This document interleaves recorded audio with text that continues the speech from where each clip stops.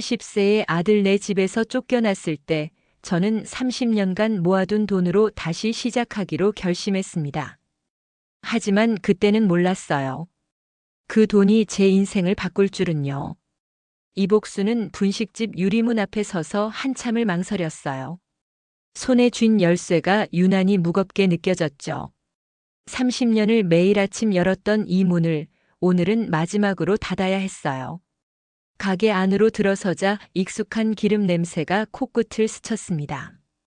벽에 붙은 낡은 메뉴판, 손때 묻은 주방 기구들, 학생들이 앉았던 낮은 의자들까지 모든 것이 추억으로 가득했어요. 복수는 천천히 주방으로 걸어가 가스레인지 앞에 섰습니다. 이곳에서 몇 천 그릇의 떡볶이를 끓였을까요? 몇만 개의 김밥을 말았을까요? 손가락에 밴 고춧가루 자국을 보며 한숨이 절로 나왔어요. 혼자서 이 가게를 지켜온 세월이 주마등처럼 스쳐 지나갔습니다. 남편이 일찍 세상을 떠난 후 이 작은 가게가 복순의 전부였어요.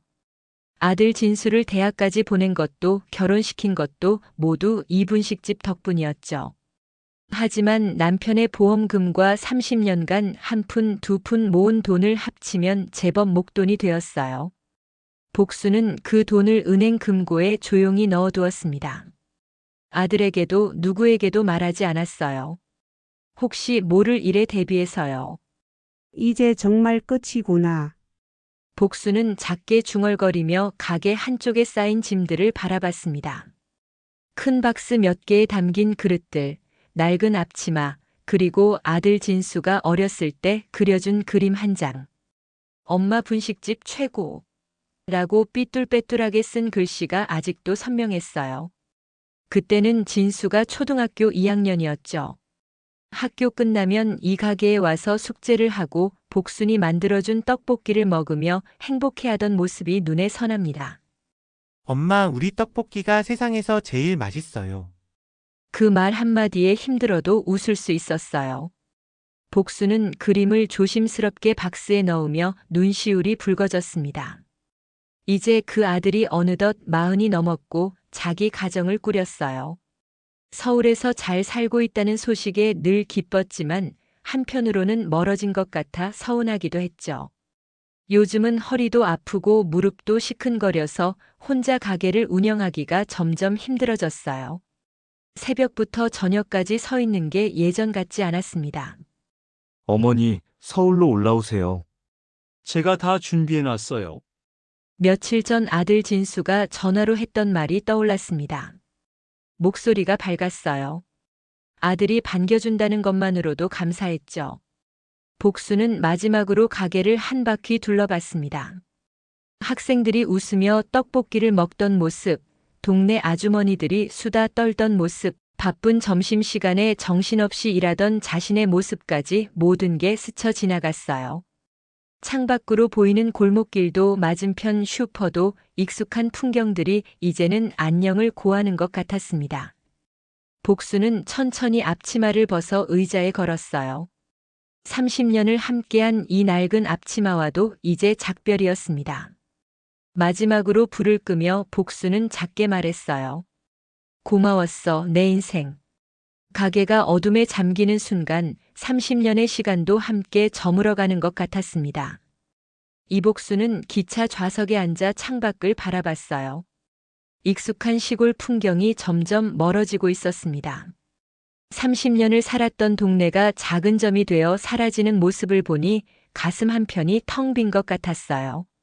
무릎 위에 올려놓은 낡은 가방을 꽉 쥐었습니다. 이 가방 안에는 통장 몇 개와 옷가지, 그리고 아들의 어린 시절 사진 몇 장이 전부였어요. 통장에는 30년간 모은 돈과 남편의 보험금이 들어 있었습니다. 10억이 넘는 돈이었어요. 하지만 복수는 그 돈을 아들에게 말하지 않기로 했습니다. 아들 부부에게 짐이 되고 싶지 않았거든요. 나중에 내가 죽으면 아들한테 주면 되지. 복수는 그렇게 생각하며 통장을 가방 깊숙이 넣어두었습니다. 다음은 서울역입니다. 안내방송이 울려 퍼졌어요.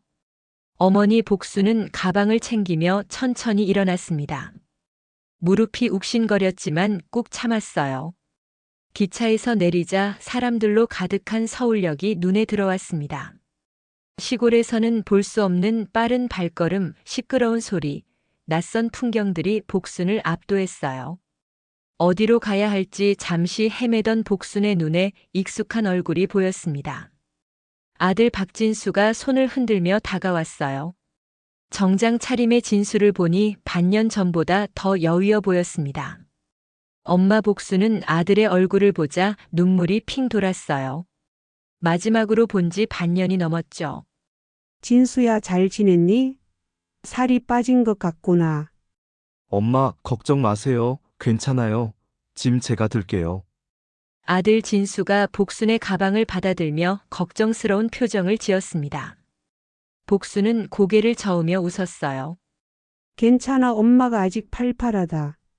하지만 목소리에는 피곤함이 묻어났습니다. 진수는 택시를 잡아타며 어머니를 조심스럽게 부축했어요. 차 안에서 복수는 창밖을 바라보며 서울의 풍경을 구경했습니다. 높은 빌딩들, 복잡한 도로, 수많은 차들이 신기하면서도 낯설었어요. 시골의 조용한 골목길과는 너무나 달랐죠. 엄마, 우리 집은 좀 좁긴 한데 괜찮으시죠? 아들이 조심스럽게 물었습니다. 복수는 고개를 끄덕였어요. 그럼 좁으면 어때? 너희 가까이 있으면 되지. 엄마는 큰 집 필요 없어. 하지만 마음 한편으로는 불안했습니다. 며느리가 과연 자신을 반갑게 맞아줄까 하는 걱정이 들었어요. 결혼한 지 10년이 넘었지만 며느리 정은과는 그다지 가까워지지 못했거든요. 명절 때도 항상 처갓집에서 지냈고 시어머니 복순이 서울에 올라올 때도 며느리는 바쁘다는 핑계로 잘 나타나지 않았습니다. 택시가 아파트 단지 앞에 멈췄어요. 복순은 높은 아파트 건물들을 올려다보며 한숨을 쉬었습니다. 이런 곳에서 살아본 적이 없었거든요. 엘리베이터를 타고 올라가는 동안 복순의 심장이 두근거렸어요. 새로운 삶이 시작되는 순간이었습니다. 엄마, 다 왔어요. 15층이에요. 엘리베이터 문이 열리고 진수가 어머니를 안내했습니다. 복도를 걸어가며 복수는 손에 땀이 나는 걸 느꼈어요. 아들 진수가 현관문을 열었습니다. 정은아, 엄마 오셨어. 하지만 집안은 조용했어요. 거실에는 아무도 없었고 냉기만 감돌았습니다. 시어머니 복수는 슬리퍼로 갈아 신으며 주위를 둘러봤어요. 깔끔하게 정돈된 거실, 큰 소파, 벽에 걸린 가족 사진들이 눈에 들어왔습니다. 사진 속에는 진수 가족과 며느리의 친정 식구들이 환하게 웃고 있었어요. 하지만 시어머니의 모습은 어디에도 없었습니다. 잠시 후 방문이 열리는 소리가 들렸어요. 며느리 정은이 쇼핑백을 들고 들어왔습니다. 정은은 현관에서 시어머니 복순을 보자 잠깐 멈칫했어요. 표정이 굳어지는 게 눈에 보였습니다. 어머님 오셨어요. 목소리는 예의 바르게 나왔지만 차가웠어요. 복순은 애써 밝게 웃으며 대답했습니다. 그래, 정은아 오랜만이구나. 네, 오랜만이에요. 며느리 정은은 쇼핑백을 부엌에 내려놓고 시어머니를 향해 돌아섰어요. 어색한 침묵이 거실을 가득 채웠습니다. 아들 진수가 서둘러 분위기를 풀어보려 했어요. 엄마, 이쪽이 엄마 방이에요. 작지만 편하게 쓰세요. 진수가 복순을 작은 방으로 안내했습니다. 방은 정말 좁았어요. 싱글 침대 하나와 작은 옷장이 전부였죠. 창문도 작아서 햇빛이 잘 들어오지 않았습니다. 복수는 속으로 한숨을 쉬었지만 내색하지 않았어요. 고맙다, 진수야. 엄마는 이 정도면 충분해. 진수가 나간 후 복수는 침대에 앉아 방을 둘러봤습니다. 낡은 가방을 열어 옷가지를 꺼내 옷장에 넣기 시작했어요. 손이 떨렸습니다. 30년을 살았던 집을 떠나 이렇게 좁은 방에서 지내야 한다는 현실이 서러웠어요. 거실에서는 며느리와 아들의 대화 소리가 들렸습니다. 여보, 어머님이 언제까지 계실 거예요? 며느리 정은의 목소리가 낮게 깔렸어요. 정은아, 그게 무슨 말이야? 우리 엄마잖아. 알아요. 하지만 집이 좁잖아요. 애들도 불편해할 거고. 복수는 가만히 귀를 기울였습니다. 가슴이 철렁 내려앉았어요. 조금만 이해해줘. 엄마가 혼자 계시기 힘드셔서 오신 거야. 아들 진수의 목소리에 애원하는 기색이 묻어났습니다. 그래도 이 근처엔 친정도 가까워요. 우리 엄마한테 물어보면 좋은 곳 알려드릴 수 있을 텐데. 며느리의 말에 복수는 입술을 깨물었어요. 좋은 곳이라니 그게 무슨 뜻인지 알 것 같았습니다. 자기들끼리 살고 싶다는 거였죠. 복수는 조용히 방문을 닫았습니다. 눈물이 핑 돌았지만 꾹 참았어요. 창밖을 바라보며 작게 한숨을 내쉬었습니다. 저녁 식사 시간이 되었어요. 복수는 방에서 나와 거실로 갔습니다. 식탁에는 음식이 차려져 있었지만 분위기는 냉랭했어요. 며느리 정은은 말없이 밥을 먹고 있었고 아들 진수는 어색하게 웃으며 어머니께 반찬을 권했습니다. 엄마, 이거 드세요. 맛있어요. 고맙다. 복수는 젓가락을 들었지만 음식이 목으로 넘어가지 않았어요. 며느리는 한 번도 시어머니를 쳐다보지 않았습니다. 식사 내내 휴대폰만 들여다보며 문자를 주고받았어요. 아이들도 할머니에게 관심이 없었습니다. 각자 방에 들어가 문을 닫아버렸죠. 복수는 설거지를 하려고 일어섰어요. 제가 할게요, 어머님. 며느리 정은이 차갑게 말했습니다. 아니야, 내가 할게. 괜찮아요. 어머님은 쉬세요. 말투는 공손했지만 눈빛은 그렇지 않았어요. 복수는 할 수 없이 방으로 돌아갔습니다. 침대에 누워 천장을 바라보며 생각했어요. 내가 여기 와서는 안 됐나 봐. 밤이 깊어갔지만 잠이 오지 않았습니다. 옆방에서는 며느리와 아들이 다투는 소리가 들렸어요. 당신 엄마 때문에 우리 생활이 다 바뀌잖아요. 정은아, 제발. 복수는 이불을 뒤집어 쓰고 귀를 막았습니다. 눈물이 베개를 적셨어요. 며칠이 지났어요. 시어머니 복수는 아들네 집에서 조용히 지냈습니다. 아침에 일어나면 거실 소파에 앉아 창밖만 바라봤어요. 낯선 도시의 풍경이 여전히 익숙해지지 않았습니다. 아들 진수는 매일 아침 일찍 출근했고 며느리 정은은 아이들을 학교에 보낸 후 어디론가 나갔어요. 복수는 혼자 집에 남겨졌습니다. 나가볼까? 복수는 작게 중얼거렸지만 용기가 나지 않았어요. 어디로 가야 할지도 몰랐고 길을 잃을까봐 두려웠습니다. 그렇게 하루 종일 집에만 있었어요.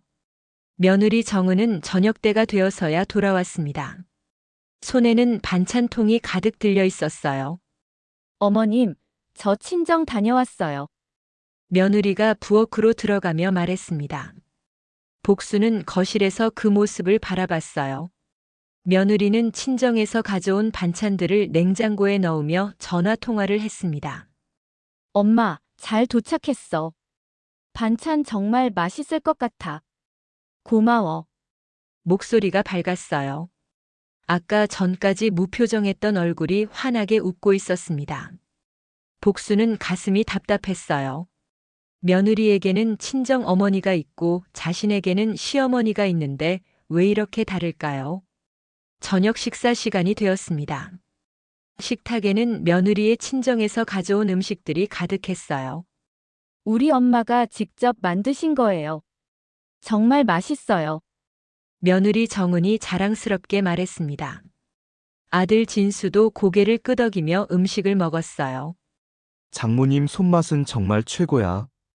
복수는 젓가락을 들었지만 음식 맛이 느껴지지 않았습니다. 자기가 만든 음식은 아무도 먹고 싶어 하지 않겠구나 하는 생각이 들었어요. 식사 후 며느리가 입을 열었습니다. 어머님, 이번 주말에 우리 친정 가려고 하는데 같이 가실래요? 복수는 잠시 망설였어요. 며느리의 표정을 보니 진심으로 초대하는 것 같지 않았습니다. 아니야, 너희끼리 가렴. 나는 집에서 쉴게. 그러세요? 그럼 편하게 계세요. 며느리는 별로 아쉬워하지 않는 표정이었어요. 주말이 되었습니다. 아들 진수 가족은 아침 일찍 처갓집으로 떠났어요. 시어머니 복수는 혼자 집에 남았습니다. 텅 빈 집 안을 걸어다니며 복수는 한숨을 쉬었어요. 거실 벽에 걸린 가족 사진들을 하나하나 들여다봤습니다. 며느리의 친정 식구들과 함께 찍은 사진, 명절 때 처갓집에서 찍은 사진, 아이들 돌잔치 사진까지 모두 며느리 쪽 가족들이었어요. 복순의 모습은 단 한 장도 없었습니다. 나는 이 집에 없는 사람이구나. 복수는 작게 중얼거렸어요. 눈물이 흘러내렸습니다. 창밖을 바라보니 주말을 즐기는 가족들이 보였어요. 손을 잡고 산책하는 노부부, 아이들과 공원에 가는 젊은 부부들 모두가 행복해 보였습니다. 복수는 소파에 앉아 멍하니 시간을 보냈어요. 저녁 무렵 아들 가족이 돌아왔습니다. 웃음소리가 가득했어요. 할머니가 케이크도 사주시고 맛있는 것도 많이 먹었어요. 손주가 신나게 말했습니다. 복수는 억지로 웃으며 물었어요. 그래? 재미있었니? 네, 외할머니 집이 정말 좋아요. 그 말에 복순의 가슴이 찢어지는 것 같았습니다. 며느리 정은은 부엌으로 들어가며 말했어요. 어머님, 저희 엄마가 또 반찬 보내주셨어요. 같이 드세요. 고맙구나. 복수는 힘없이 대답했습니다. 그날 밤 복수는 작은 방에 누워 생각했어요. 여기서 내가 할 수 있는 게 뭐가 있을까? 답은 나오지 않았습니다. 일주일이 더 지났어요. 시어머니 복수는 아들네 집에 적응하려고 노력했습니다. 아침에 일찍 일어나 청소를 하고 설거지도 했어요. 며느리에게 도움이 되고 싶었거든요. 하지만 며느리 정은의 반응은 차갑기만 했습니다. 어머님, 그냥 쉬세요. 제가 할게요. 말은 공손했지만 눈빛은 불편해하는 게 역력했어요. 복수는 할 수 없이 물러섰습니다. 어느 날 오후 복수는 용기를 내어 저녁 식사를 준비했어요. 시골에서 늘 해오던 된장찌개와 나물을 만들었습니다. 손맛이 배인 음식이었죠. 며느리가 퇴근해서 집에 들어왔어요. 부엌에서 나는 냄새를 맡고 표정이 굳어졌습니다. 어머님, 이게 뭐예요? 저녁 준비했어. 너희 올 시간이라 미리 해놨지. 복수는 기대에 차서 말했습니다. 하지만 며느리의 반응은 싸늘했어요. 어머님, 저희는 친정에서 저녁 먹고 오기로 했어요. 말씀 안 드렸나요? 그랬구나, 미안해. 복수는 가스불을 끄며 고개를 숙였습니다. 정성스럽게 준비한 음식들이 식탁 위에 쓸쓸하게 놓여 있었어요. 아들 진수가 퇴근해서 들어왔습니다. 엄마가 음식을 만드셨네. 맛있겠다. 여보, 우리 친정 가기로 했잖아. 며느리가 남편의 말을 끊었어요. 그래도 엄마가 만드신 건데. 당신 엄마한테 미리 말했어야죠. 우리 계획 있었잖아요. 며느리의 목소리가 날카로워졌습니다. 아들 진수는 난처한 표정으로 어머니를 바라봤어요. 엄마, 미안해요. 우리 금방 다녀올게요. 괜찮아, 다녀와라. 복수는 애써 웃으며 손을 흔들었습니다. 아들 가족이 나간 후 혼자 남은 복수는 식탁에 앉았어요. 정성스럽게 만든 음식들을 바라보니 눈물이 났습니다. 혼자 저녁을 먹는데 음식이 목으로 넘어가지 않았어요. 며칠 후 복수는 아들과 단둘이 이야기할 기회가 생겼습니다. 며느리가 친정에 간 사이였어요. 진수야, 엄마가 너희한테 불편하게 하는 거 아니니? 복순이 조심스럽게 물었습니다. 아들 진수는 난처한 표정을 지었어요. 아니에요. 엄마 무슨 말씀이세요? 정은이가 나 때문에 힘들어하는 것 같아서. 진수는 한참을 말없이 있다가 입을 열었습니다. 엄마, 죄송해요. 정은이가 요즘 스트레스를 많이 받아서. 알아, 다 알아. 엄마 때문에 너희 부부 사이가 더 안 좋아질 텐데. 엄마는 괜찮으니까 정원이한테 잘해라. 그게 아니라, 괜찮아, 엄마도 생각이 있어. 그날 밤 복수는 혼자 많은 생각을 했습니다. 이대로는 안 되겠다는 생각이 들었어요. 아들 가정에 짐이 되고 싶지 않았습니다. 며느리 눈치도 보기 싫었고요. 그냥 가까이서 아들 가족들 얼굴이나 가끔 보면 되는데 그것조차 부담스러워 하는 것 같았어요. 다음 날 아침 아들 진수가 출근 준비를 하고 있었어요. 복순이 조심스럽게 말을 꺼냈습니다. 진수야, 엄마 혼자 살 곳을 알아봐 줄래? 엄마, 갑자기 왜 그러세요? 너희도 불편하고 엄마도 눈치 보이고 그래. 가까운데 작은 방 하나면 돼. 그러면 가끔 얼굴도 볼 수 있잖니.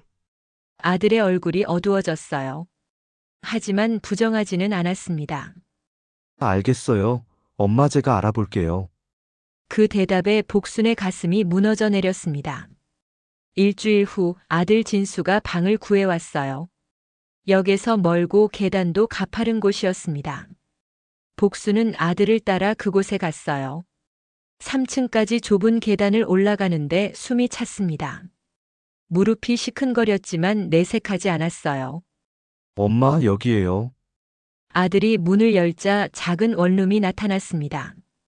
방 하나에 부엌과 화장실이 딸린 구조였어요. 창문은 작았고 벽지는 곳곳이 벗겨져 있었습니다. 복수는 방 안을 천천히 둘러봤어요. 싱글 침대 하나, 낡은 옷장 하나, 작은 식탁이 전부였습니다. 엄마, 여기 괜찮으세요? 더 알아볼까요? 아들 진수의 목소리에 미안함이 묻어났어요. 복수는 고개를 저으며 웃었습니다. 괜찮아, 엄마 혼자 살기엔 충분해. 그리고 너희 집이랑 가까워서 좋네. 정말 죄송해요. 엄마 제가 형편이 이것밖에. 미안해할 거 없어. 고맙다, 진수야. 복수는 아들의 어깨를 토닥였어요. 진수가 돌아간 후 혼자 남은 복수는 침대에 앉았습니다.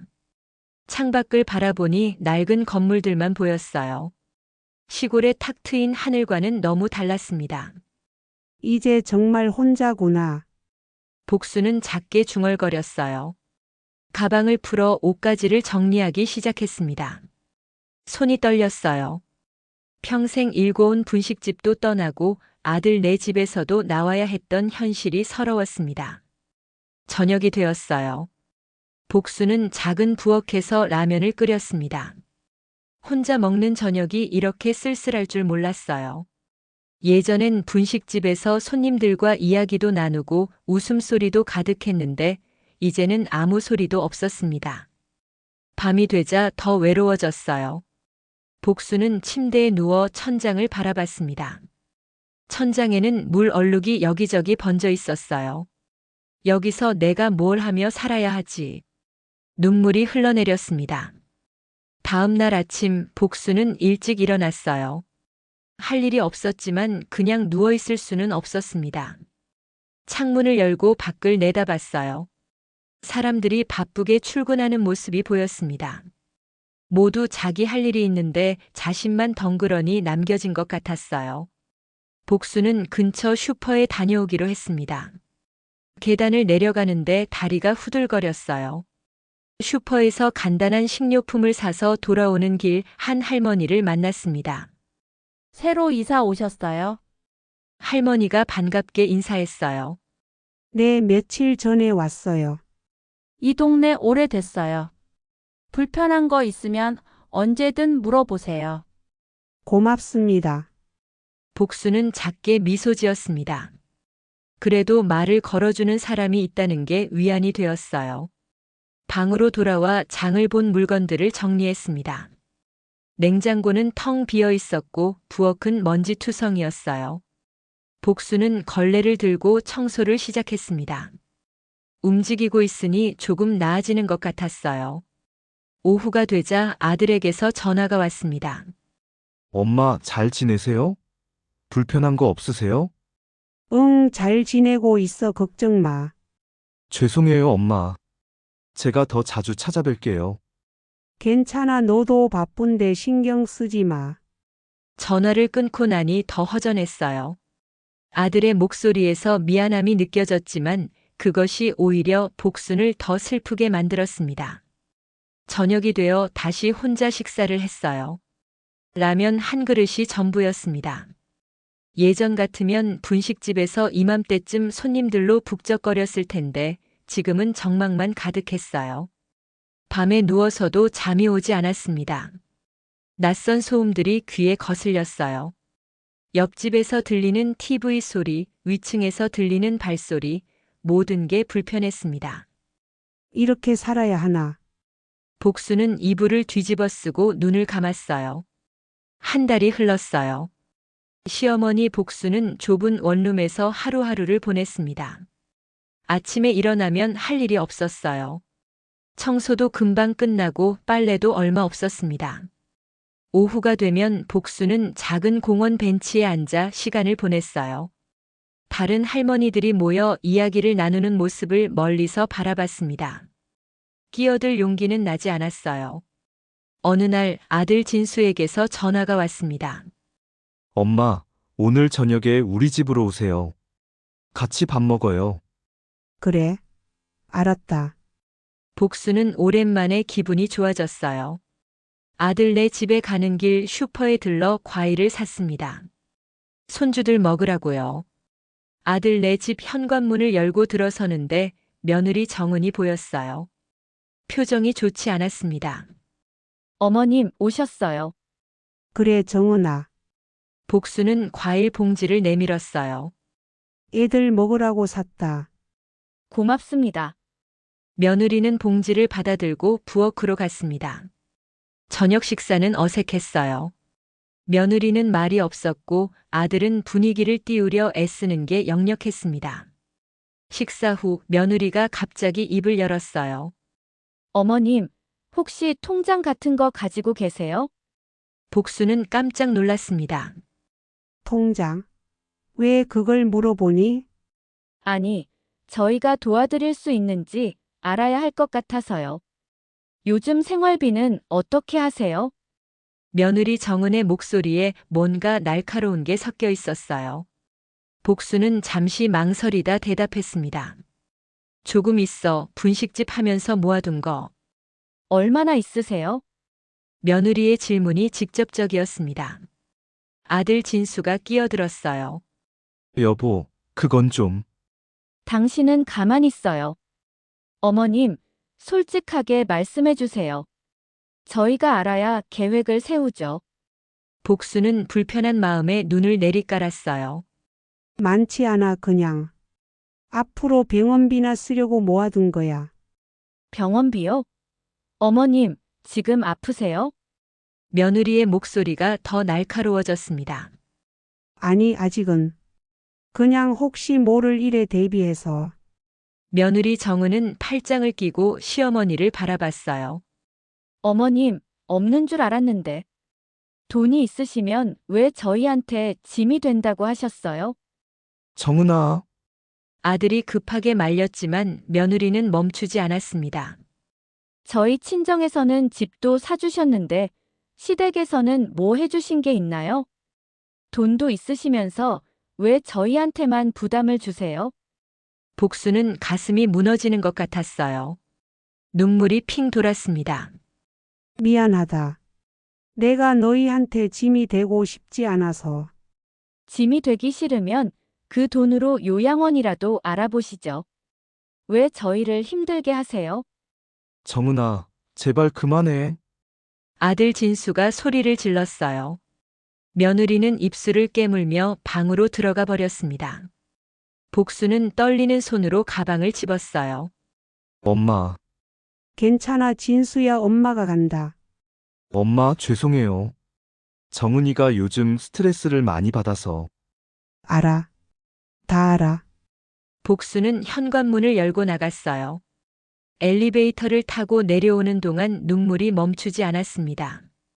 밤거리를 걸어 원룸으로 돌아가는 길 복수는 비틀거렸어요. 다리에 힘이 풀렸습니다. 겨우 방에 도착해 문을 닫고 주저앉았어요. 내가 뭘 잘못한 거지. 울음이 터져 나왔습니다. 평생 아들을 위해 살았는데 이런 대접을 받아야 한다는 게 너무 억울했어요. 복수는 떨리는 손으로 가방을 열었습니다. 그 안에 있던 통장들을 꺼내 펼쳐봤어요. 30년 동안 한 푼, 두 푼 모은 돈과 남편의 보험금까지 합쳐 10억이 넘는 금액이었습니다. 아들한테 물려주려고 아껴뒀던 돈이었어요. 하지만 지금 이 돈이 오히려 자신을 더 비참하게 만들고 있었습니다. 복수는 통장을 가슴에 안고 울었어요. 이 돈이 이렇게 문제가 될 줄은 몰랐어. 그날 밤 복수는 잠을 이루지 못했습니다. 며느리의 말이 계속 머릿속을 맴돌았어요. 창밖으로 새벽이 밝아오고 있었습니다. 복수는 침대에서 일어나 창가에 섰어요. 하늘을 보며 작게 중얼거렸습니다. 이대로는 안 되겠어. 며칠이 지났지만 복수는 그날의 충격에서 벗어나지 못했어요. 밥맛도 없고 잠도 오지 않았습니다. 거울을 보니 얼굴이 많이 야위어 있었어요. 아들 진수에게서 몇 번 전화가 왔지만 받지 않았습니다. 목소리를 들으면 또 눈물이 날 것 같았거든요. 창밖만 멍하니 바라보며 하루를 보냈어요. 내가 왜 여기까지 와서. 복수는 작게 중얼거렸습니다. 분식집을 접은 것도 후회가 되었어요. 그냥 시골에서 혼자 살 걸 그랬나 하는 생각이 들었습니다. 일주일 후 아들이 직접 찾아왔어요. 현관문을 두드리는 소리에 복수는 천천히 일어났습니다. 엄마, 저예요. 문을 열자 아들 진수가 서 있었어요. 손에는 과일 바구니를 들고 있었습니다. 엄마, 전화를 안 받으셔서 걱정했어요. 들어와. 복수는 힘없이 말했어요. 진수는 방 안으로 들어와 주위를 둘러봤습니다. 좁은 방, 낡은 가구들, 어머니의 야윈 얼굴을 보니 가슴이 아팠어요. 엄마, 식사는 하세요? 응, 먹고 있어. 하지만 냉장고에는 거의 아무것도 없었습니다. 진수는 그것을 보고 말없이 고개를 숙였어요. 엄마, 정은이 일은 정말 죄송해요. 괜찮아. 괜찮지 않아요. 제가 정은이한테 단단히 얘기했어요. 복수는 쓴웃음을 지었습니다. 진수야, 엄마 때문에 너희 부부 사이가 더 안 좋아질 텐데. 엄마는 괜찮으니까 정원이한테 잘해라. 엄마, 나도 이해해. 정은이 입장에서는 친정 부모는 집도 사주고 도와주는데 시댁에서는 그렇지 못하니까 섭섭하겠지. 아들은 어머니의 말에 아무 대꾸도 하지 못했어요. 사실이었으니까요. 처가에서는 집도 사주고 아이들도 봐주고 반찬도 자주 해주었습니다. 하지만 자신의 어머니는 혼자 좁은 원룸에서 지내고 있었어요. 엄마, 제가 형편이 안 돼서. 알아. 너 탓하는 거 아니야. 복수는 아들의 손을 잡았습니다. 진수야, 엄마는 괜찮아. 그러니까 너는 정원이랑 잘 지내라. 그게 엄마한테 효도하는 거야. 엄마, 진수의 눈에 눈물이 고였어요. 하지만 복수는 더 이상 울지 않았습니다. 이제 눈물도 나오지 않았어요. 아들이 돌아간 후 복수는 혼자 앉아 생각했습니다. 이대로는 안 되겠다는 생각이 들었어요. 아들에게 짐이 되고 며느리에게 미움받으면서까지 여기 있을 이유가 없었습니다. 복수는 책상 서랍을 열었어요. 그 안에는 통장이 몇 개 있었습니다. 30년 동안 분식집을 하며 조금씩 모아둔 돈과 남편의 보험금이었어요. 10억이 넘는 돈이었습니다. 많지는 않았지만 혼자 살아가기에는 충분한 금액이었어요. 이 돈으로 다시 시작해 볼까? 복수는 작게 중얼거렸어요. 밤이 깊어갈수록 결심은 단단해졌습니다. 더 이상 아들네에 기대지 않고 자신의 힘으로 살아가기로 마음먹었어요. 다음 날 아침 복수는 일찍 일어났습니다.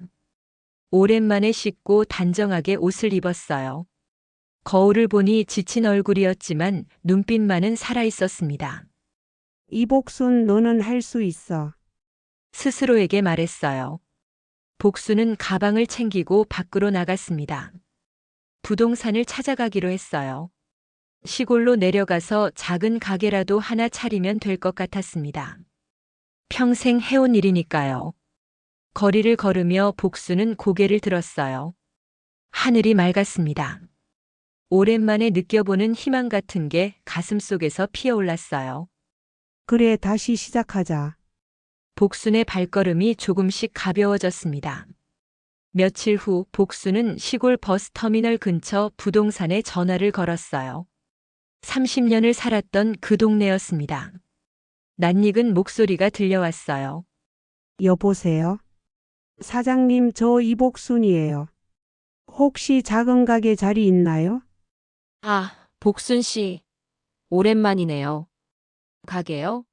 잠깐만 기다려 보세요. 전화 너머로 서류 넘기는 소리가 들렸습니다. 역 근처에 작은 건물이 하나 나왔어요. 임대료도 괜찮고요. 그래요? 사진 좀 보내주실 수 있어요? 네, 금방 보내드릴게요. 복수는 전화를 끊고 휴대폰을 들여다봤어요. 곧 사진이 도착했습니다. 낡았지만 정겨운 건물이었어요. 1층에는 작은 가게를 차릴 수 있고 2층에는 살림집이 있었습니다. 복순의 가슴이 두근거렸어요. 여기다. 여기서 다시 시작하자. 복수는 작게 중얼거렸습니다. 다음 날 복수는 조용히 짐을 쌌어요. 가져갈 것이 많지 않았습니다. 옷가지 몇 벌, 통장, 그리고 아들의 어린 시절 사진 몇 장이 전부였어요. 방을 둘러보니 석 달을 보낸 곳이었지만 정이 들지 않았습니다. 처음부터 끝까지 외로운 곳이었어요. 복수는 편지지를 꺼내 아들에게 편지를 썼습니다. 떨리는 손으로 천천히 글자를 적어 내려갔어요. 진수야, 엄마다. 미안하다. 말도 없이 가게 돼서. 하지만 엄마는 괜찮단다. 엄마는 시골로 내려가서 작은 분식 카페를 하나 차릴 거야. 평생 해온 일이니까 잘할 수 있을 거야. 너희 가족한테 짐이 되고 싶지 않아. 너희는 너희대로 행복하게 살아라. 그게 엄마한테는 제일 큰 효도란다. 가끔 전화해라. 엄마는 언제나 내 편이야. 사랑한다, 아들아. 편지를 봉투에 넣고 식탁 위에 올려놓았어요. 그 옆에는 작은 통장을 하나 놓았습니다. 얼마 되지 않는 돈이었지만 손주들 용돈이라도 되라고요. 새벽 일찍 복수는 가방을 들고 조용히 집을 나섰습니다. 계단을 내려가는 발걸음이 무거웠어요. 하지만 뒤돌아보지 않았습니다. 역으로 가는 버스를 기다리며 복수는 하늘을 올려다봤어요. 동이 트고 있었습니다. 새로운 하루가 시작되는 순간이었어요. 이제 내 인생을 살아야지. 복수는 작게 중얼거렸습니다. 버스가 도착했어요. 복수는 버스에 올라타 창가 자리에 앉았습니다. 서울의 풍경이 점점 멀어지고 있었어요. 몇 달 전만 해도 희망을 안고 왔던 이 도시를 이제는 떠나는 거였습니다. 가슴이 아팠지만 후회는 없었어요. 1시간쯤 지났을 때 휴대폰이 울렸습니다. 아들 진수였어요. 복수는 전화를 받지 않았습니다. 아직은 목소리를 들을 자신이 없었거든요. 곧 문자가 왔어요. 엄마 어디 가세요? 편지 봤어요. 제발 연락 주세요. 복수는 잠시 망설이다 답장을 보냈습니다. 괜찮아, 엄마는 잘 지낼 거야.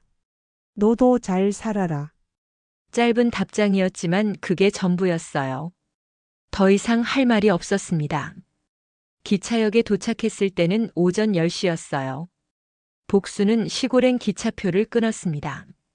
대합실에 앉아 기차를 기다리며 주변을 둘러봤어요. 가족들과 함께 여행 가는 사람들, 손을 잡고 걷는 연인들, 모두가 행복해 보였습니다. 복수는 가방을 꼭 안았어요. 외로웠지만 이제는 의지할 수 있는 사람이 자기 자신밖에 없었습니다.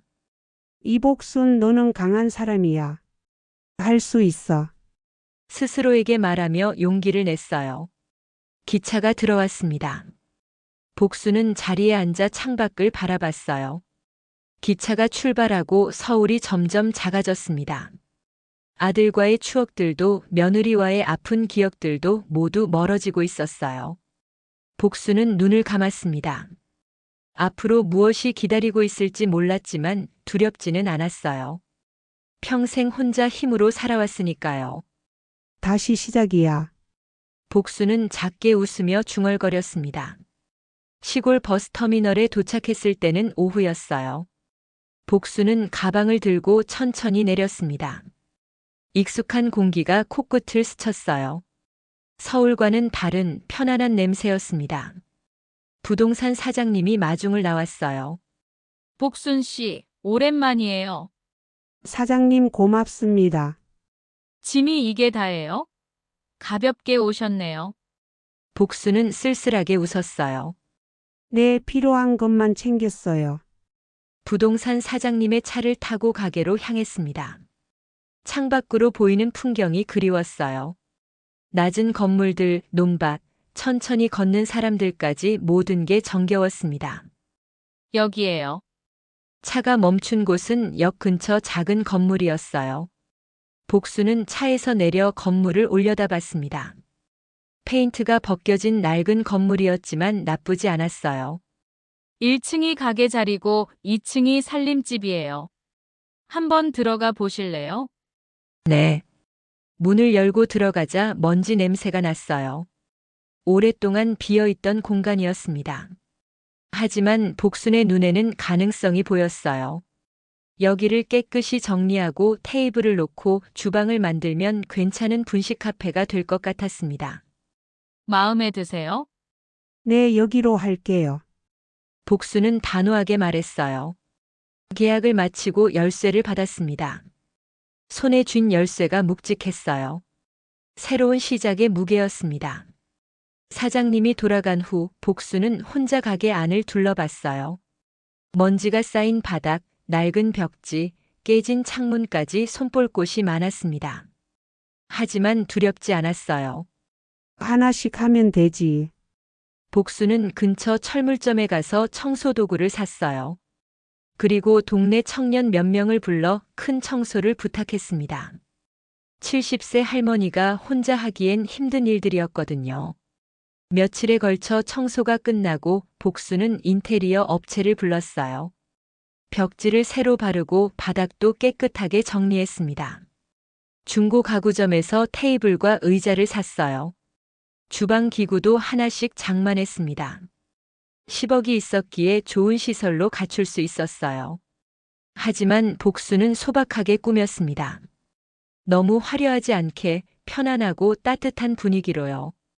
보름이 지나자 가게가 제법 모양새를 갖췄어요. 복수는 간판도 달았습니다. 따뜻한 밥 한 그릇이라는 이름이었어요. 평생 해온 분식집의 따뜻함을 담고 싶었습니다. 개업 전날 밤 복수는 가게 안을 둘러봤어요.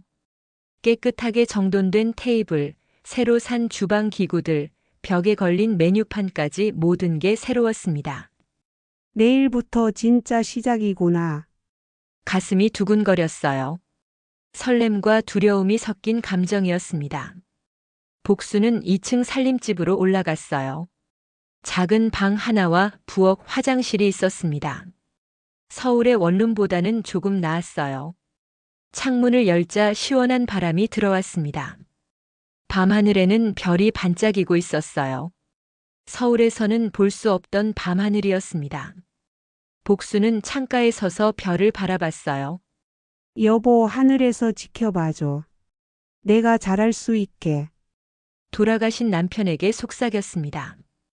그날 밤 복수는 오랜만에 편안하게 잠들었어요. 내일이 기대되는 밤이었습니다. 개업 첫날 아침 복수는 긴장된 마음으로 가게 문을 열었어요. 깨끗하게 닦은 유리문에 영업 중 팻말을 걸었습니다. 주방에 서서 재료들을 확인했어요. 칼국수 재료, 비빔밥 재료, 김밥 재료까지 모두 준비되어 있었습니다.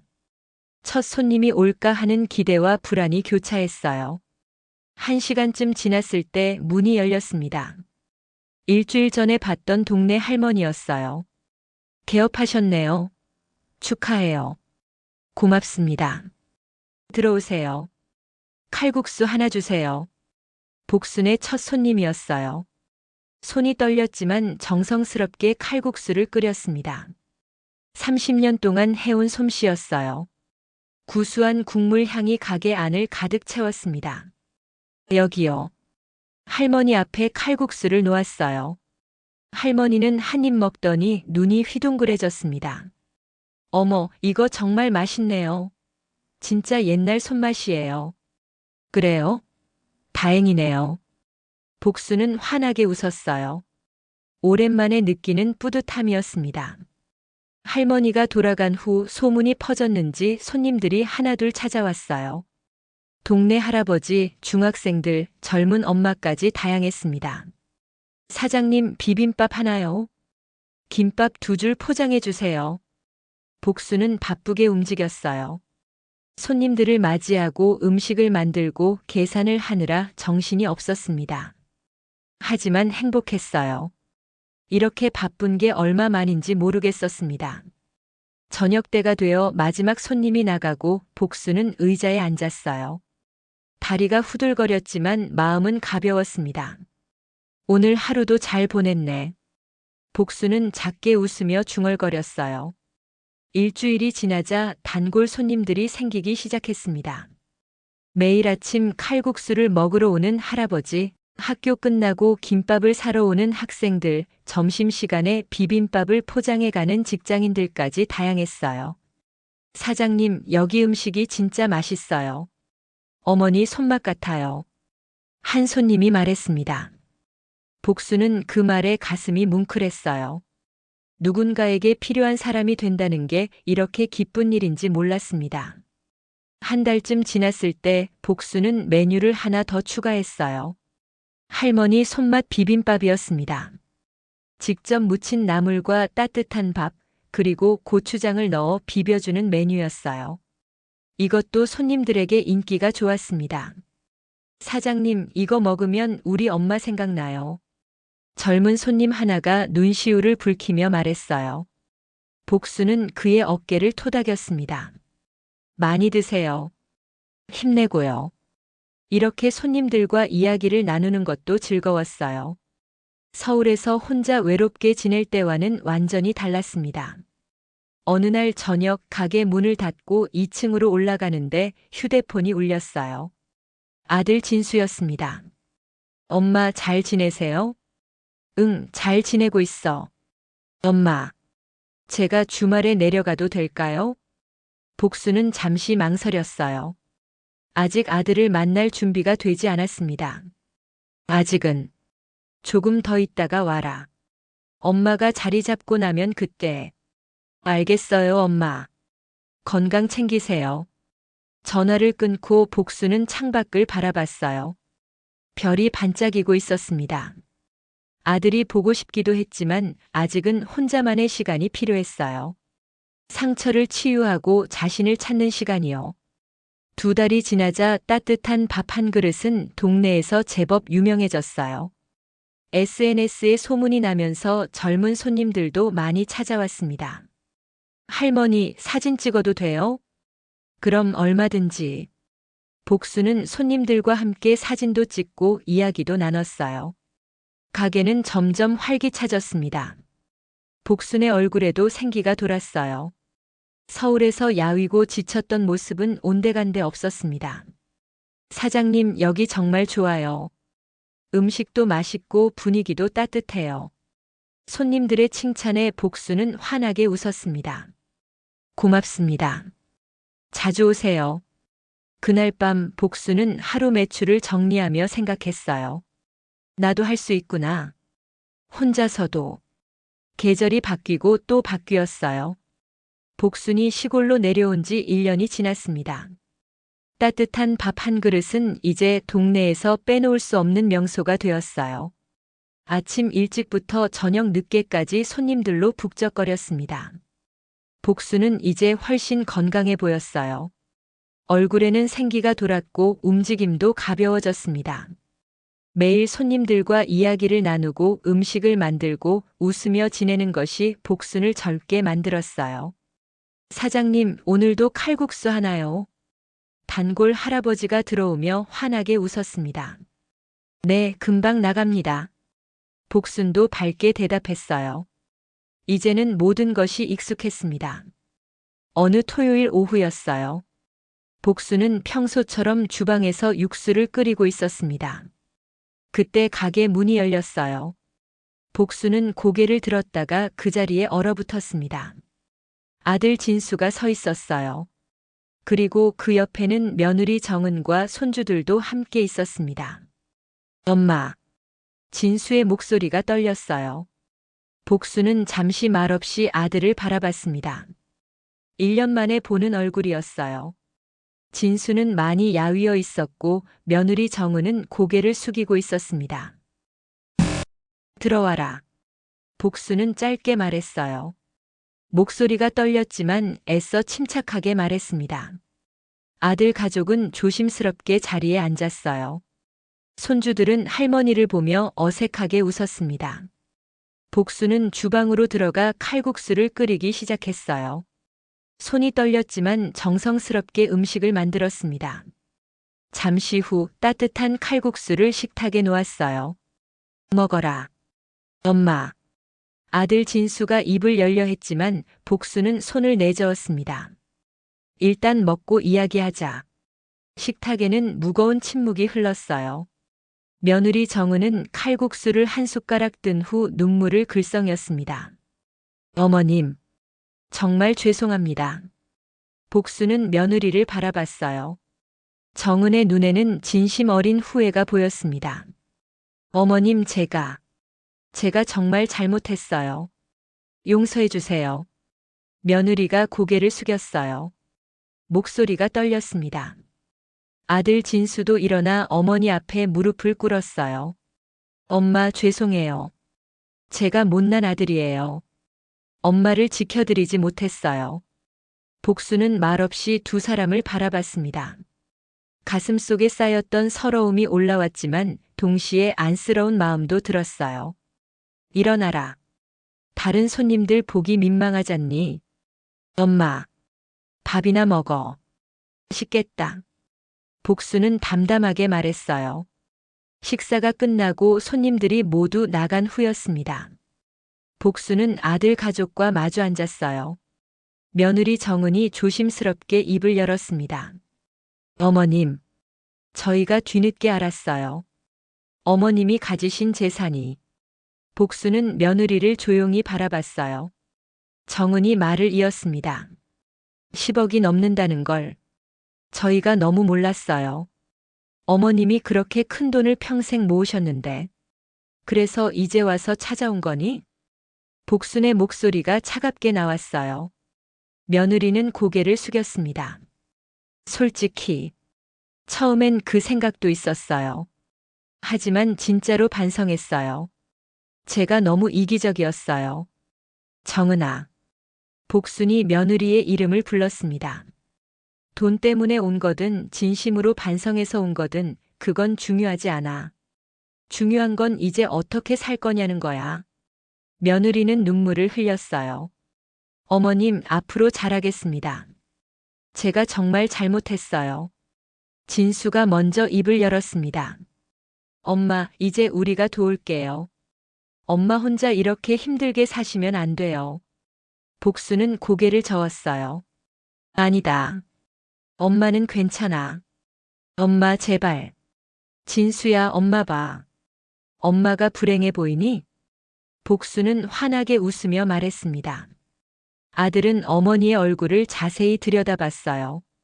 1년 전 서울에서 봤던 야위고 지친 얼굴이 아니었습니다. 지금의 어머니는 건강하고 생기가 넘쳤어요. 엄마가 여기서 행복해. 매일 손님들 만나고 음식 만들고 이야기 나누고.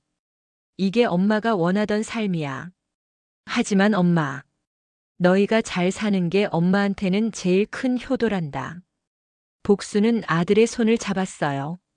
엄마는 이젠 괜찮아. 너희도 행복하게 살아라. 해가 지고 있었어요. 아들 가족은 복순의 가게를 둘러보며 감탄했습니다. 엄마, 여기 정말 좋네요. 손님들도 많고. 그래, 다들 좋아해 주시더라. 복수는 뿌듯한 표정으로 가게 안을 바라봤어요. 손주들이 벽에 걸린 메뉴판을 보며 신기해했습니다. 할머니, 여기 음식 다 할머니가 만드세요? 그럼 할머니가 평생 해온 일이야. 대단해요, 할머니. 손주의 말에 복수는 환하게 웃었어요. 며느리 정은이 조용히 복순에게 다가왔습니다. 어머님 정말 대단하세요. 혼자서 이 모든 걸. 별거 아니야. 할 수 있는 일을 한 거지. 저는 어머님을 너무 몰랐어요. 어머님이 이렇게 강한 분인 줄. 정은의 눈에 눈물이 맺혔어요. 복수는 며느리의 어깨를 가만히 두드렸습니다. 다 지나간 일이야. 이제 앞만 보자. 네, 어머님. 저녁이 되자 복수는 아들 가족을 위해 특별히 음식을 차려줬어요. 따뜻한 칼국수, 직접 무친 나물, 김치까지 정성스러운 한상이었습니다. 엄마 손맛. 정말 오랜만이에요. 아들이 눈시울을 붉히며 말했어요. 많이 먹어라. 복수는 손주들의 밥그릇에 반찬을 얹어주며 흐뭇하게 웃었습니다. 식사를 마치고 아들 가족이 돌아갈 시간이 되었어요. 현관 앞에서 복수는 아들에게 말했습니다. 진수야, 엄마 말 잘 들어라. 네, 엄마. 효도는 같이 사는 게 아니야. 서로를 존중하고 이해하는 거란다. 엄마. 그리고 며느리한테 잘해라. 그 사람도 누군가의 소중한 딸이야. 복수는 며느리를 바라보며 말했어요. 정은아, 너도 행복하게 살아라. 그게 시어머니인 나한테도 기쁜 일이야. 어머님, 감사합니다. 며느리가 복순을 꼭 안았어요. 두 사람은 한참을 그렇게 서 있었습니다. 복순도 며느리를 안으며 작게 중얼거렸어요. 우리 이제 다시 시작하자. 아들 가족이 떠난 후 복수는 혼자 가게 안을 정리했어요. 창밖으로 별이 반짝이고 있었습니다. 복수는 창문을 열고 밤 공기를 들이마셨어요. 시원하고 상쾌한 공기가 폐를 가득 채웠습니다. 나 잘했지? 복수는 하늘을 향해 작게 중얼거렸어요. 돌아가신 남편에게 하는 말 같았습니다. 다음 날 아침 복수는 평소처럼 일찍 일어났어요. 가게 문을 열고 청소를 시작했습니다. 첫 손님이 들어왔어요. 사장님, 아침 칼국수 하나요? 네, 금방 나갑니다. 복수는 활기차게 대답했어요. 주방에서 국물을 끓이며 복수는 생각했습니다. 이게 내 삶이구나. 내가 선택한 살. 뜨거운 김이 올라오는 냄비를 보며 복수는 미소 지었어요. 점심시간이 되자 가게는 손님들로 가득 찼습니다. 복수는 바쁘게 움직이며 손님들을 맞이했어요. 사장님, 여기 음식은 정말 특별해요. 따뜻해요. 한 젊은 손님이 말했습니다. 고맙습니다. 마음을 담아서 만들거든요. 그 마음이 느껴져요. 복수는 환하게 웃었어요. 저녁이 되어 마지막 손님을 보내고 복수는 의자에 앉아 쉬었습니다. 피곤했지만 행복했어요. 휴대폰을 보니 아들에게서 문자가 와 있었습니다. 엄마, 어제 정말 고마웠어요. 엄마 음식 먹고 우리 모두 행복했어요. 사랑해요, 엄마. 복수는 문자를 읽고 눈시울이 붉어졌어요. 답장을 보냈습니다. 나도 사랑한다, 아들아. 행복하게 살아라. 복수는 창밖을 바라봤어요. 노을이 지고 있었습니다. 붉은 하늘이 아름다웠어요. 이제야 진짜 내 인생을 사는 것 같아. 복수는 작게 중얼거렸습니다.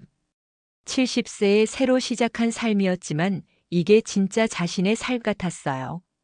누구에게 의지하지 않고 스스로 일어선 삶이요. 가게 간판에 불빛이 켜졌습니다. 따뜻한 밥 한 그릇이라는 글씨가 어둠 속에서 환하게 빛났어요. 복수는 그 빛을 바라보며 미소 지었습니다.